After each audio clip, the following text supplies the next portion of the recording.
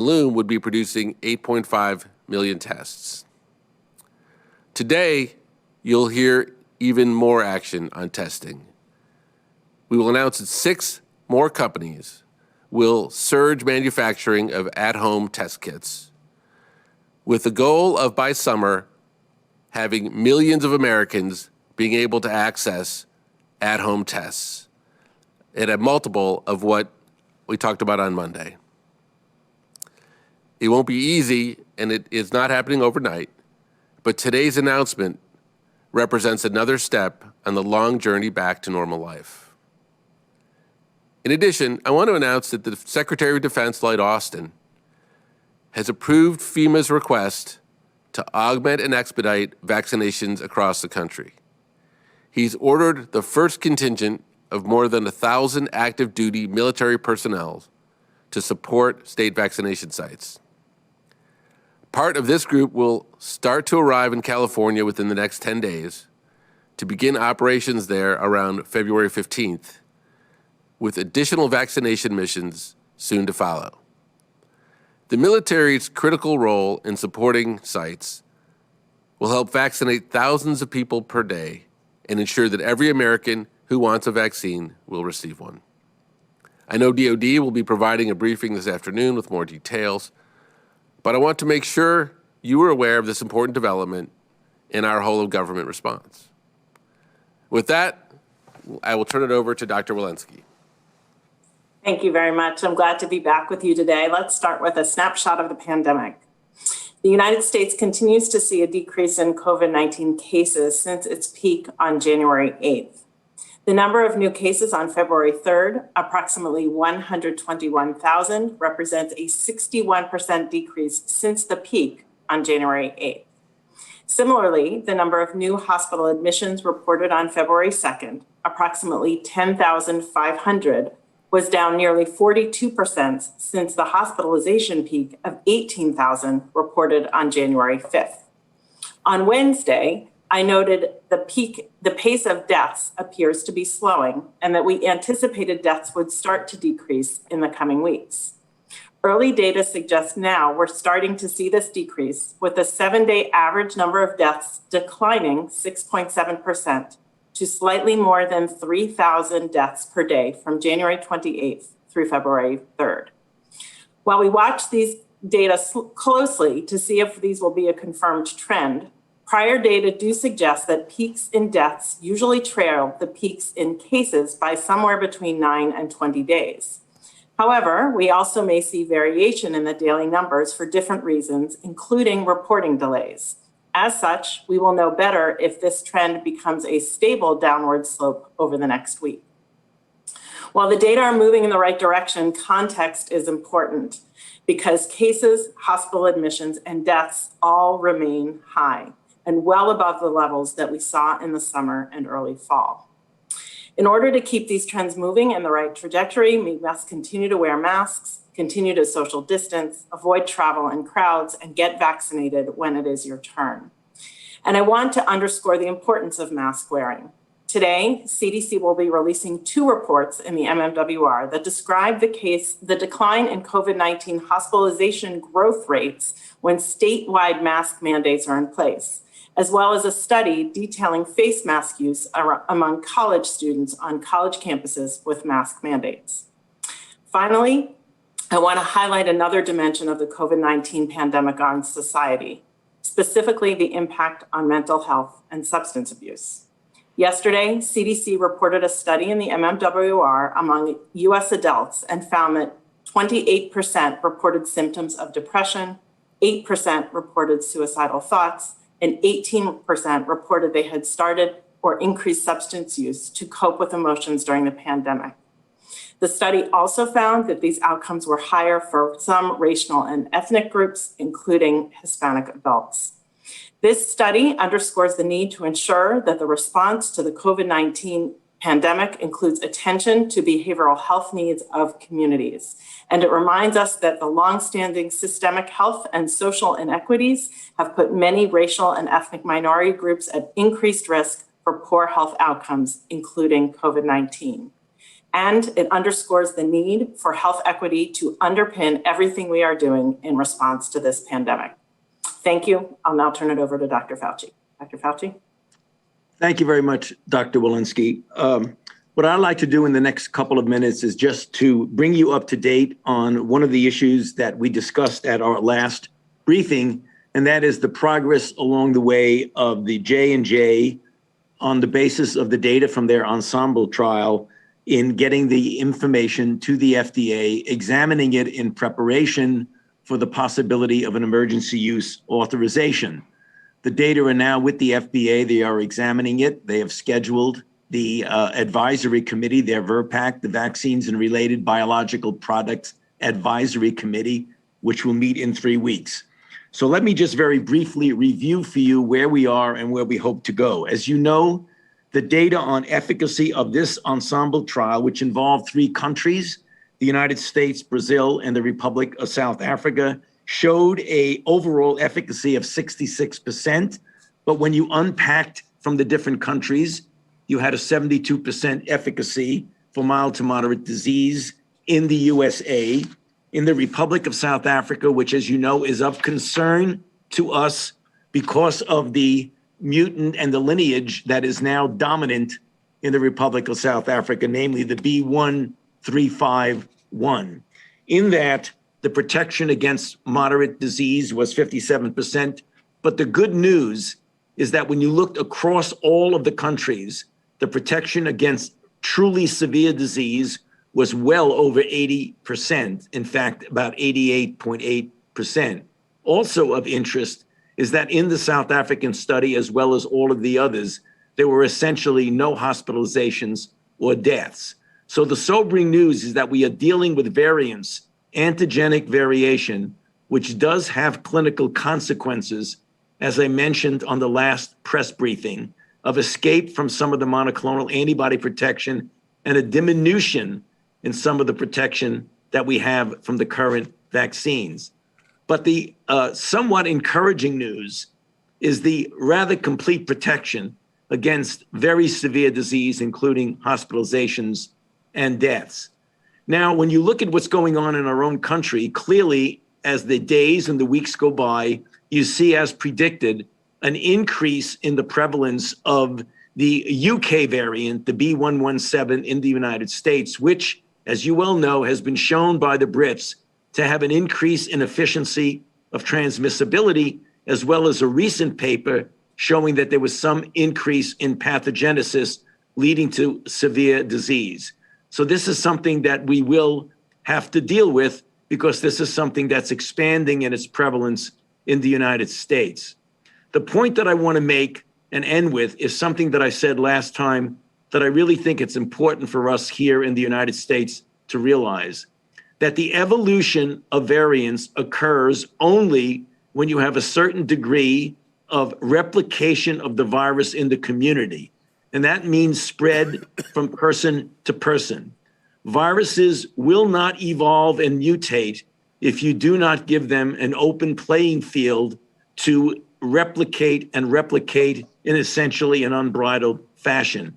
For that reason, the message that we keep giving, that Dr. Walensky and I and others on the team keep giving, is that now is the time to do a couple of things. One, double down on the adherence to the public health measures that we talk about all the time, the uniform masking that the president has spoken about, the physical distancing, the avoiding congregate settings, particularly indoors, and the washing of hands. At the same time as another very important mechanism of dampening down the replication in a given community is the distribution efficiently and effectively of vaccines. You'll be hearing about that in a moment, but the message that we have, when a vaccine becomes available to you, get vaccinated. You will not only be protecting yourself, your family, but you will be making a major step in a positive way to protecting the community. I'll stop there and back to you, Andy. Thank you. Tim? Thank you, Andy. Thank you, Dr. Fauci, Dr. Walensky. So first, since I may not be as well known as Drs. Fauci and Walensky, please allow me to introduce myself. My name's Tim Manning. I'm the National Supply Chain Coordinator for the COVID response. I'm an emergency manager, having done disaster and emergency response for the past 25 years. And I've worked at the local and state level and served as a deputy administrator at FEMA for 8 years. I've also been a firefighter and EMT, and I know firsthand the importance of having the equipment and supplies you need when you need it on the front lines of a crisis. Right now, I work with teams across the government, from the Department of Defense to the Department of Health and Human Services, to ensure our country has the supplies we need, not just now, but into the future. That's why on day one, President Biden signed an executive order directing us to use all necessary powers, including the Defense Production Act, to get this pandemic under control. In fact, the administration identified shortfalls in 12 critical categories of supplies. And today, I'm announcing 3 ways in which the administration is using the Defense Production Act authorities to fight this pandemic. One has an immediate impact. One will be felt over the next few months, and one will help diminish our reliance on foreign manufacturing for PPE over the long term. Our first action gets Pfizer more equipment and supplies that are enabling them to ramp up production and deliver more vaccine faster. Our second action will deliver more than 60 million point-of-care tests or at-home tests by this summer, and that's in addition to the news Andy announced on Monday about the Loom test. Our third action will help America produce more surgical gloves that our frontline workers desperately need. So let me start with increasing vaccine production. Since January 20th, we've increased the vaccine supply we are providing the states by over 20%. Right now, one of the factors constraining increased manufacturing of vaccines is limited equipment and ingredients. That's why we're leveraging an important power of the Defense Production Act, the ability to ensure that supplies and material critical to our national defense are going to areas of greatest need. This is called a priority rating. If the federal government puts a priority rating on a contract, it means that company can, say a vaccine manufacturer, gets first access to the product they need before anyone else. Today, we're announcing we're expanding the priority ratings for Pfizer to include filling pumps and tangential flow filtration skid units, critical components Pfizer needs to manufacture the COVID vaccine. It's actions like these that will allow Pfizer to ramp up production and hit their targets of delivering hundreds of millions of doses over the coming months. We told you that when we heard of a bottleneck on needed equipment, supplies, or technology related to vaccine supply, that we would step in and help, and we are doing just that. Second, we're using the DPA to increase our supply of at-home COVID tests. The country's well behind where we need to be in testing, particularly the rapid at-home tests that will allow us all to get back to normal activities like work and school. Earlier this week, we announced investments to bring the first non-prescription at-home COVID test to Americans. And I'm pleased today to announce that over the coming weeks, the US government has plans to invest in another 6 suppliers to rapidly surge domestic testing capability. And thanks to this action, 61 million point-of-care or at-home tests will be available by the end of this summer. To do this, we'll help industry partners construct new plants and build new production lines here in the United States, bringing critical capacity to the fight and reducing our vulnerabilities to disruptions in the supply chain. And third, we're very focused on procuring the personal protective equipment, or PPE, to keep America's frontline healthcare workers safe. There's a grave need for masks, shields, and gloves, and we currently aren't producing these at the rate we need in order to keep up with demand. We're already working to increase the availability of N95 masks to frontline workers, but another critical area of concern we hear over and over is surgical gloves.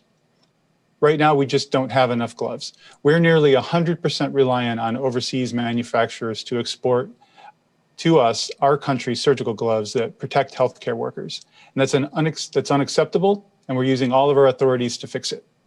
Over the past 2 weeks, we've pushed forward an effort to expand domestic manufacturing of surgical gloves. And I'm pleased to announce that we will build plants to make the raw materials, the nitrile-butyl rubber, for surgical gloves here in the United States, and we'll help build factories to make those gloves right here in the US as well. And by the end of the year, we'll produce more than 1 billion nitrile gloves a month right here in America. We'll now make enough to satisfy half of all the US healthcare community demands right here on US shores. These are just 3 examples of how we're using the DPA strategically and effectively in our national response, and there's more to come. I know there's a great deal of interest in exactly where and with whom we're contracting. For reasons of procurement law, I'm not able to disclose the ongoing contract negotiations until they're finalized. Efficient contracts take 4 to 5 weeks to finalize, and we're about halfway through. So over the next few weeks, I expect we'll have more announcements about the ways we're using the DPA and other tools to combat the virus. Now, I want to end by encouraging Congress to act, because some of our additional plans to use DPA, including adding more domestic genomic sequencing, allowing us to track variants and see new ones, or ramp up molecular tests, require funding. Congress could help this effort greatly by passing the American Rescue Plan. And with that, I'll turn it back over to Andy. Thank you, Tim. So why don't we go to some questions? All right, thank you, everybody. First, we're going to go to Peter Sullivan at The Hill. Hey, thanks. I wanted to ask on rapid testing. I hear the announcements you're making. Some people have pointed to the FDA as sort of a bottleneck on the rapid testing and say, they're not authorizing. They're maybe taking too conservative a view of accuracy, comparing it to PCR, and not kind of authorizing simple rapid tests that can be, millions per day, maybe even more plentiful than what you're talking about. So I wonder, is there any consideration of either creating a new approval pathway at the FDA or taking more steps to kind of authorize even more plentiful rapid tests? Yeah, thank you, Peter. Look, we understand that everybody who has something submitted to the FDA wants their product approved. And, I would only observe, having been around the FDA for quite some time, that when they go fast, people criticize them. When they go slow, people criticize them. And I think we should be delighted with the announcement today, which I think is a counterfactual to the question. Having 60 million more at-home tests available over the course of the summer is exactly what the country needs. I think it will change things pretty significantly. So I'm very excited about this announcement, and I think many Americans hopefully will be as well.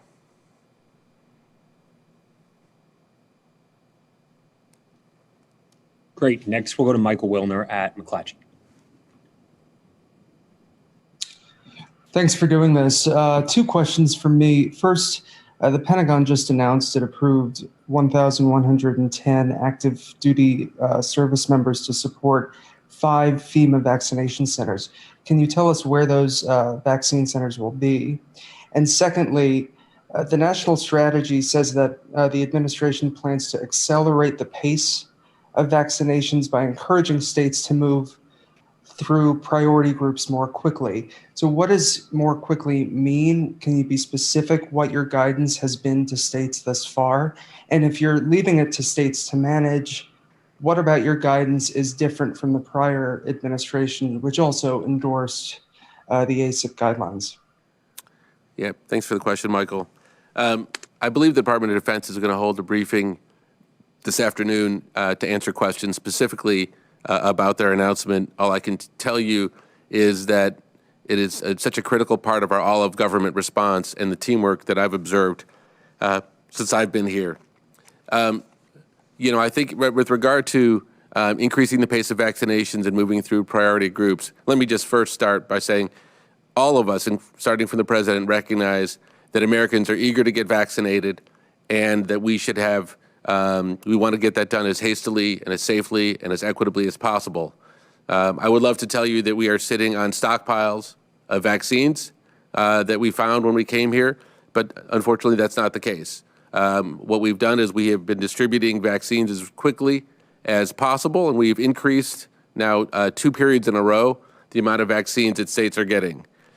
I can assure you we are in constant conversation about an end-to-end last-mile approach to getting vaccines in people's arms, and that is, I think, taking improving the state's ability to get those vaccines in arms more quickly. As one data point, as I pointed out earlier in the week, when we got here on January 20th, about 46% of the supply delivered to states had been administered, and that number is now over 60%.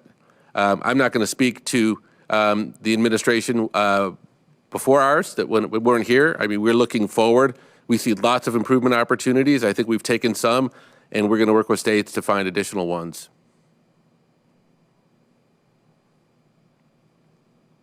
Next question. Great, thanks. Next, we will go to Sarah Murray at CNN. Hi, thank you guys for doing this. I appreciate it. My first question is for Dr. Walensky. I just wanted to follow up on some of her comments about teachers. We're wondering why it would be safe for teachers to return to the classroom if they have not been vaccinated, and whether that is considered the CDC's official guidance at this point that teachers can go back into the classroom even if they have not been vaccinated. And secondly, I'm just wondering what steps the administration is considering to try to ramp up production of the J&J vaccine, assuming it does get an EUA, since our understanding is the supply will be relatively limited in the beginning. Dr. Walensky? Sure, happy to answer that. I want to just emphasize that our goal is to get children back to school. Schools should be the last places closed and the first places opened. Our goal is to make sure in getting children back to school that we do so both with the safety of the children and the safety of the teachers as utmost and critical in making sure that that happens.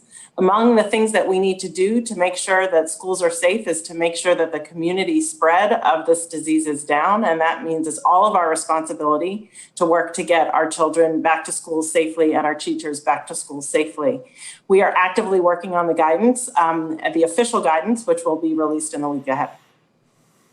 With regard to your second question on Johnson & Johnson, you're correct that as is the case with other vaccines, we have not found that the level of manufacturing allows us to have as much vaccine as we think we need coming out of the gate. And without giving you a direct answer to your question for reasons that I hope are obvious, every option is on the table to figure out how to accelerate manufacturing in the event that the FDA does approve the Johnson & Johnson vaccine. Next question. Next, we'll go to Chris Majorian at Los Angeles Times. Hello. Wanted to see if this is the first official use of the Defense Production Act to speed the production of the vaccines, and wanted to see if this use of the DPA is going to increase the pace of vaccine production ahead of what was previously announced, or just ensure that production meets the targets that were previously announced. Tim, do you want to take the first? And you're welcome to take the second, or I can take the second if you'd like. Sure, thanks, Andy. This amounts to the first sequence of actions under the Defense Production Act that we've taken under the Biden administration over the last couple of weeks. There have been DPA ratings. I think people probably familiar with in the last days of the Trump administration, there was some limited use of the Defense Production Act on the Pfizer vaccine, but there have been DPA ratings placed previously over the course of the last year in the manufacturing of the vaccines by the previous team as well. And as far as the second question, I'll defer back over to Andy. Yep. So I think that the use of the Defense Production Act that Tim outlined is what is allowing, one of the things I should say, that's allowing Pfizer to meet the targets. And I think you may be aware that last week they announced an acceleration of their targets of when they'll be able to deliver vaccines. And I think our partnership with them is one of those reasons. I'm not going to say it's the entire reason, but it's certainly a critical factor. Next question. All right, and last question, we'll go to Tommy Christopher at Mediaite. Hi, can you hear me? Yes. All right, thank you. My question is for Dr. Fauci principally, but really for any of you. First, I had two questions. My first was, can you tell me how frequently you on the team are in contact with President Biden and Vice President Harris, and how responsible do you think they've been to your policy recommendations? And my second question was, are you looking for, or have you seen any evidence of the impact of President Biden's mask orders? So, Dr. Fauci, I would never dream of taking a question that was intended for you. Thank you, Andy. Yes, the interaction with the president is frequent. I mean, we've only been at this now, for just a couple of weeks, and I've already had three interactions with the president in a direct briefing situation, either virtually or twice at the White House, once in the state dining room and once in the Oval Office just last week. So he is very, very much involved, literally on a daily basis, obviously, because you have Jeff Zients briefing him continually. But personally, as a member of the team, together with Dr. Walensky and others on the team, we have seen him at least once a week and maybe a little bit more. Yep. And I think that was this week, I think you're referring to as well, not last week. Still Friday, believe it or not. And on that note, I think was there another part to your question that we didn't answer? Yes, I was asking, can you hear me still? Yes. All right, sorry. Yeah, I was asking if you are looking for or have you seen any evidence of the effects of President Biden's mask orders?